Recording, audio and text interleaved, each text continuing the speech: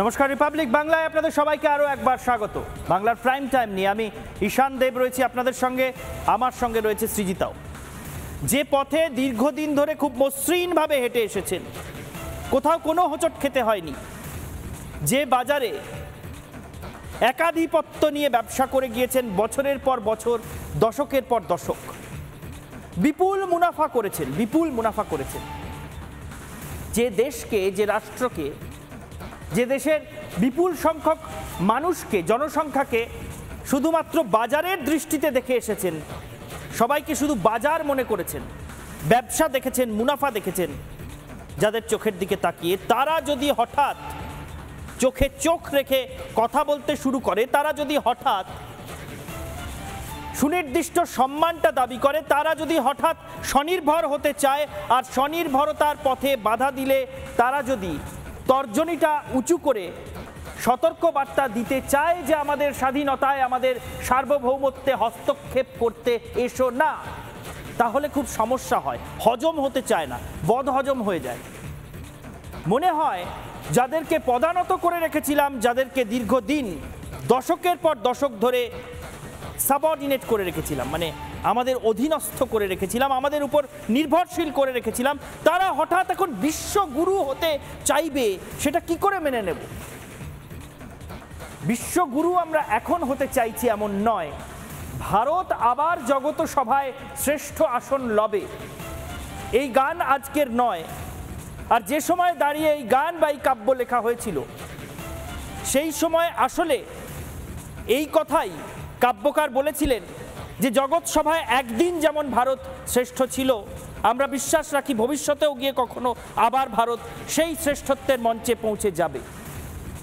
আমাদের শ্রেষ্ঠত্ব ছিল, সেই শ্রেষ্ঠত্ব কোনো পশ্চিমী শক্তি বা কোনো বহিঃশক্তি এসে বারবার আমাদের সারল্যের সুযোগ নিয়ে কেড়ে নিতে চেষ্টা করেছে। আর যখন আবার চোখে চোখ রেখে আমরা সেই শ্রেষ্ঠত্বের মঞ্চে পা রাখতে চাইছি, তখন অসুবিধা হচ্ছে।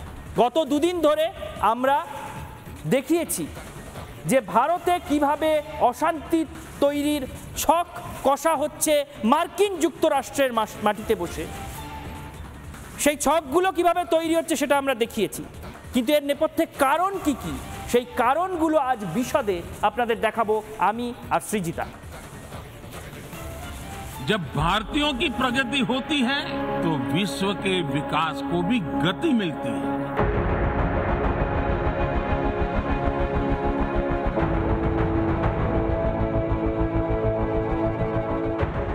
आज का भारत दुनिया को जोड़ने का सामर्थ्य दिखा रहा है, विश्व मित्र के रूप में सामने आ रहा है।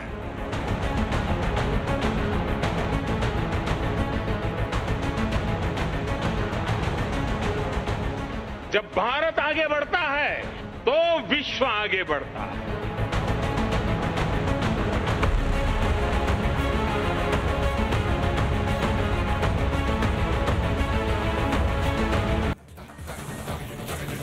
ভারত প্রত্যেক দিন, প্রত্যেকটা মুহূর্তে স্বনির্ভর হচ্ছে।